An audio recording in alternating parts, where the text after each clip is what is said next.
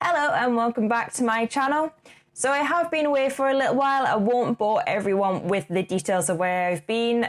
If you do have an interest in wanting to know how my first full year working in Formula One has gone, then feel free to drop me a message on the likes of Twitter, Instagram. Instagram not so much because it just goes into my requests and then like 6 years later I find it. So if you do fancy knowing how that's gone, just drop me a message on Twitter, then I'll be happy to have a little run through of how my first year went.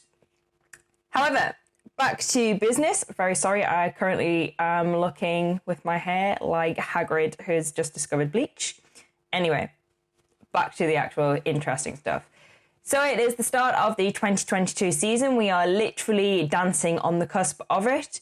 So I thought that I would have a run through of the 2022 rookies.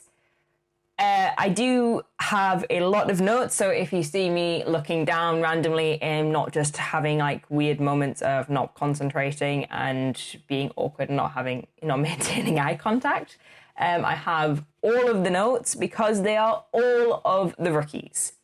So starting off, we are going to have a look at Moto3. If you don't know by now, Moto3 is pretty much my favorite class because the racing is, well, actually, that's a lie. It was my favorite class. However, the last couple of years have got a little bit sketchy, and as much as I love it and I love seeing new talent and I love seeing how they progress through the categories, Moto3 is absolutely bloody terrifying. But moving swiftly on. So let's start off our look at the rookies with Vintia Sponsorama Moto3. So they have a completely new lineup for 2022. They have replaced Nicolo Antonelli and Carlos Tatai, and they are replaced with Matteo Bertelli and Elia Bartolini. So Bertelli and Bartolini are both coming from CIV. Bertelli is actually the vice champion. He did lose out to Bartolini, but Bertelli has had a decent little run in the junior series, if we should call it that. So coming into it, he was in CIV, where his best place finish was 4th, and he was also in the Red Bull Rookies, where he was 7th in the World Championship in 2021 with 1 win under his belt. With Bartolini is coming in as the reigning CIV champion. He has actually already had some wildcard and / replacement rides in the Moto3 World Championship. He did replace Carlos Tatai when he was injured last year. We had 3 races, so it was Catalonia, Sachsenring and Assen, and he did have a best place finish of 12th. So they are both coming in looking like pretty strong contenders, and I'm probably going to end up saying this for everyone. I am really looking forward to seeing what they can do. But moving swiftly on to BOESKX. My God, that is going to be fun to say. It's like reading the alphabet when you're drunk. So they have also got a full new lineup. They are replacing Riccardo Rossi and Stefano Nepa with David Munoz and Ana Carrasco. So David Munoz is coming in as having a two pretty stellar seasons. Well, 2 pretty stellar campaigns in 2021. He was 3rd in the CEV Moto3 World Championship with 2 wins under his belt, and he was 2nd in the Red Bull Rookies Championship with another 2 wins under his belt. So he's pretty nifty on a bike. Moving on to his teammate. So Anna is returning to Moto3. There was a little bit of this was a late decision, and nothing against Anna. I have absolutely nothing against Anna. I just don't like the way that these things happen. It was like the 11th hour change of David Salvador losing his ride to Anna. And I'm happy to see Anna back. I hope she has a more successful campaign than she did originally. I just wish that the politics and the money issues behind this and whatever, I wish that it hadn't been such a late decision. And this is me looking at this as someone that feels like a little mother hen to all of these riders. I want them all to be safe. I want them all to have fun. I am one of those people. And yeah, I just wish this hadn't been such a late decision and this hadn't been such a heartbreaking thing for Salvador. But anyway, Anna is coming into this as probably one of the most successful solo motorcycle racers. She's obviously recovered from quite possibly one of the most, like, such a horrific injury in 2020 when she fractured her back and required like 3 months of recovery, which, to be honest, when these things say 3 months of recovery, it's kind of minimal. Whereas I don't know if anyone else has ever broken anything. You have the lasting damage. Like, I've broken both of my wrists, and we are talking a decade since the last time I broke something, and I still have issues with them. And you have the lasting effects. So I kind of don't know how she did it. I don't know how she went back racing, but racers are stronger people than I am. And I think we have seen this with the likes of Marc Marquez coming back from injury, and we've seen it with Taka Nakagami getting off a bike and going straight onto crutches and having people hold him up. Racers are just a completely different breed to normal man. But Anna is like the most successful female racer there is. She was the 2018 World Supersport 300 champion.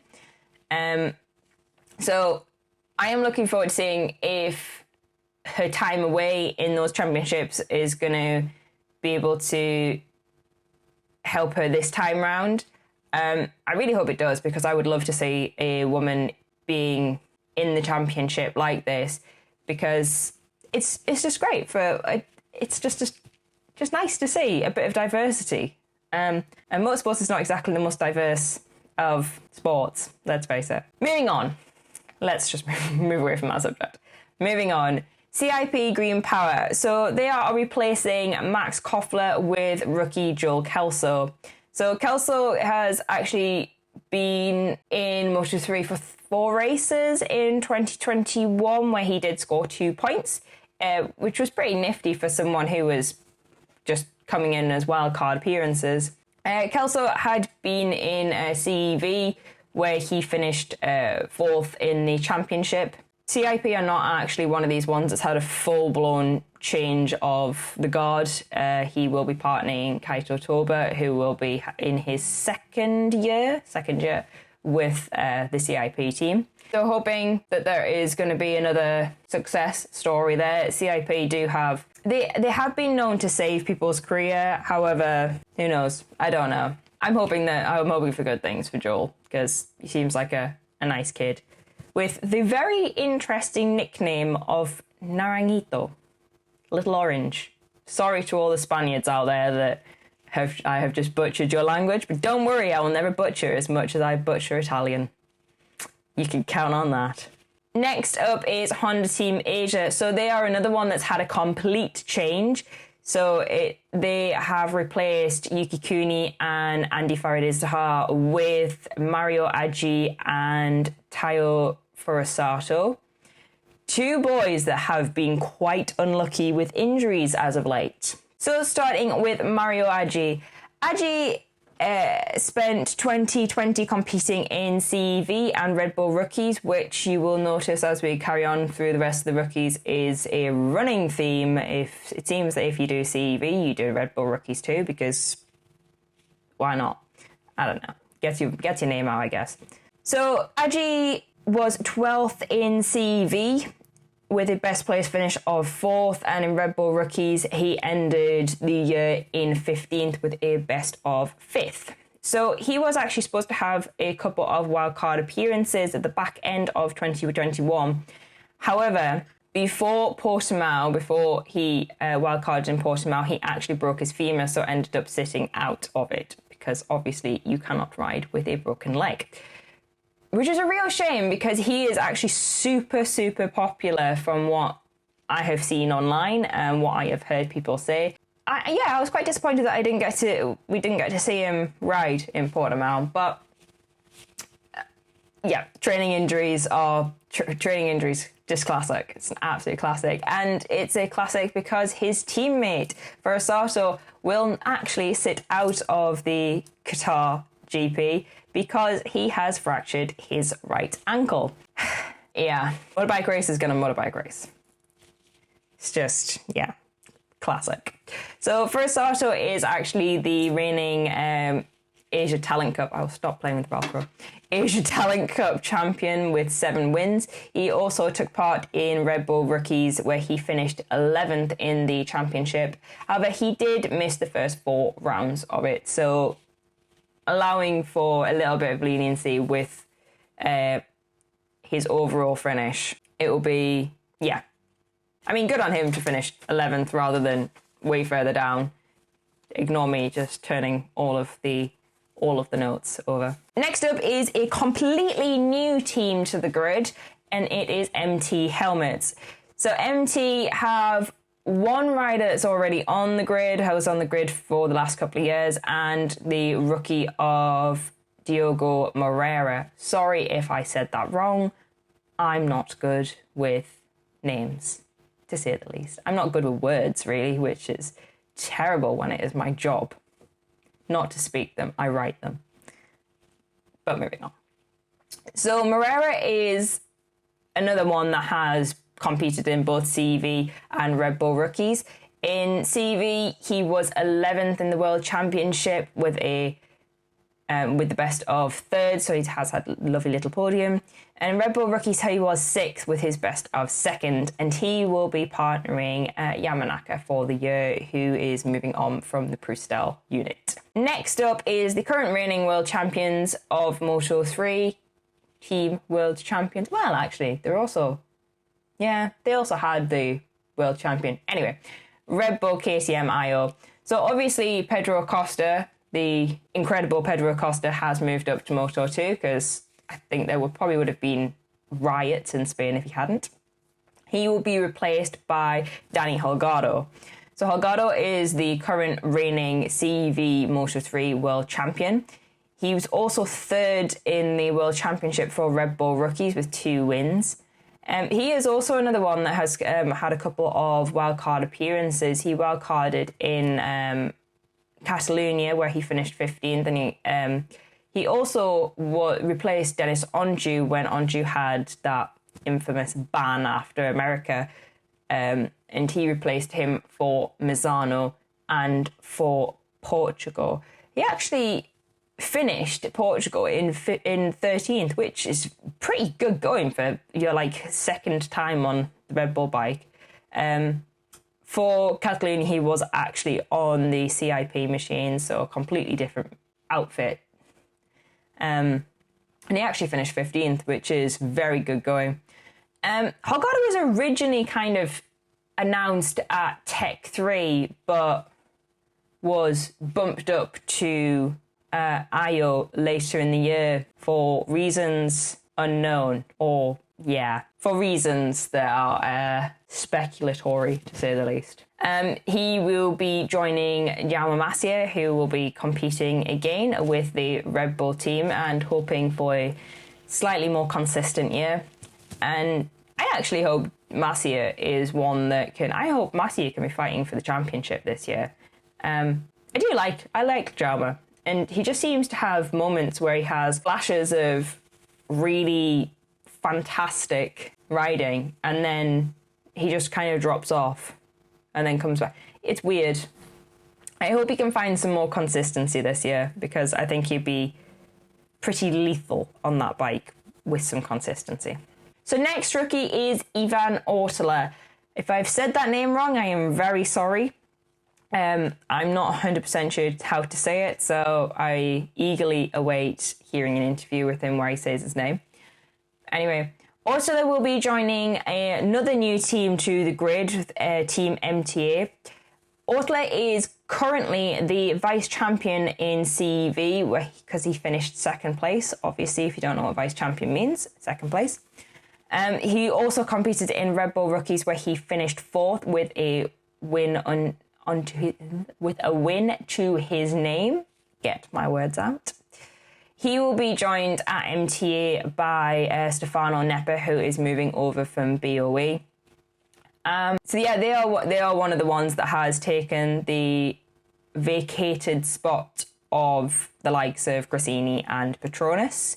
And last but not least is Vision Track. So Vision Track is actually owned by Michael Laverty and is going to have the lineup of Scott Ogden and Josh Watley. This is a really good chance to encourage more British talent into a championship, which is obviously predominantly Spanish and Italian. And I'm really looking forward to seeing what the team can do. So Ogden was 6th in the CEV World Championship with 1 win to his name. He also competed in Red Bull Rookies, where he finished 13th in the World Championship with the best place of 7th.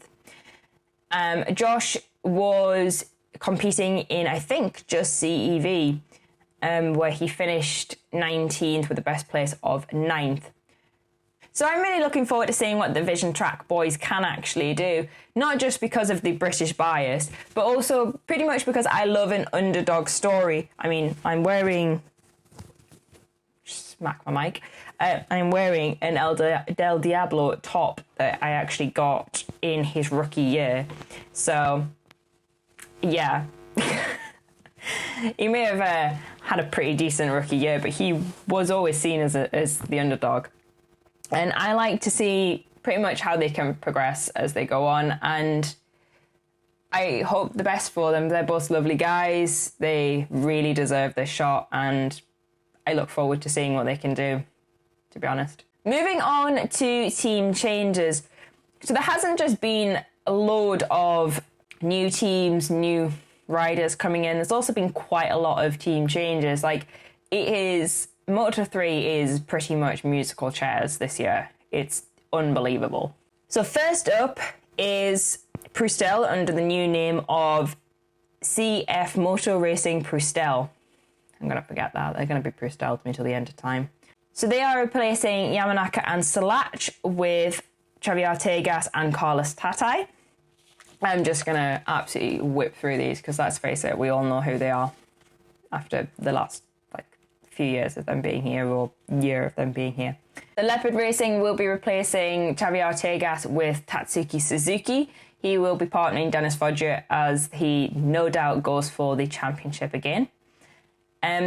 Taking Suzuki's spot at the 658 Squadra Corsi unit is Riccardo Rossi, who will be partnering Lorenzo Fallon as he goes into his second year. Also hoping that he has a very good year, because I am very fond of little Lorenzo, who is not actually very little. He is significantly taller than me. But moving on from my short arseness. Red Bull KTM Tech 3. So they are replacing Yumu Sasaki with Adrian Fernandez, who will be joining Dennis Onju. Hoping for a slightly safer year for the pair of them, because they've both had some pretty decent crashes. Just nice to spill my coffee all over myself. So hoping for a safe year for the pair of them and a slightly calmer year for Dennis. So Sterol Garda Max Racing is replacing both Adrian Fernandez and Romano Fenati with John McPhee and Yumu Sasaki. So there's only 2 teams that are actually staying the same for this season, and it is Rivacol Snipers and Gas Aspar. So Snipers are keeping Andrea Mino and they are keeping Alberto Sura. Sura, obviously, despite not doing the full season next year, not 100% sure. I think in my head there's a little bit of a grey area, but I'm sure this is crystal clear to other people. Sura can't actually go for Rookie of the Year because he has competed in more than 8 rounds. He has competed in, I think, 9, maybe 10. Don't know, my maths is not great. So despite this being his first full season in Moto3, he probably can't go for Rookie of the Year. I'm going to say this, and I'm going to turn up to Qatar and then going to be like, these are your rookies, Alberto Sura. And I'm going to look like I've got a proper egg on my face, but we will cross that bridge when it comes to it. And Aspar, Aspar, there was no doubt in my mind that they were going to keep Sergio Garcia and Ethan Guevara, because Guevara is just getting stronger and stronger as the races went on, and Garcia was obviously a championship contender before that horrific crash in America. So obviously you're going to keep your star boys. It's only logical. And as much as racing is not often logical, that is a logical choice. So that is your Moto3 rookies for 2022. I'm hoping for safe racing. I'm not gonna lie, I'm still a little bit unsure after last year. Last year was such a brutal year, and I just hope it's going to be safer than last time. I am looking forward to seeing how some of the rookies get on. I'm really looking forward to seeing how some of the others get on with the team changes. The likes of Onju and Fernandez could be a little bit fiery. Suzuki, I don't know with Tatsuki Suzuki, he could just take to that team and be fantastic. Who knows? And even the Max Racing guys, who knows?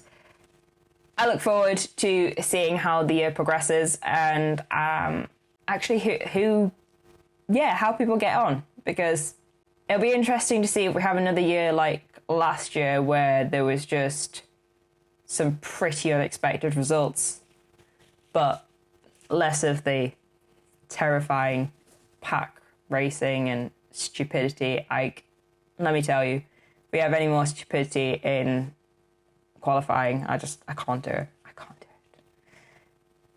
But thank you for watching. If you have any suggestions for videos that you would like to see, drop me a comment down below. If you're enjoying my videos, don't forget to give me a thumbs up and subscribe. And look, please ignore my ghostly white arms. I am practically see-through these days. But yes, for now,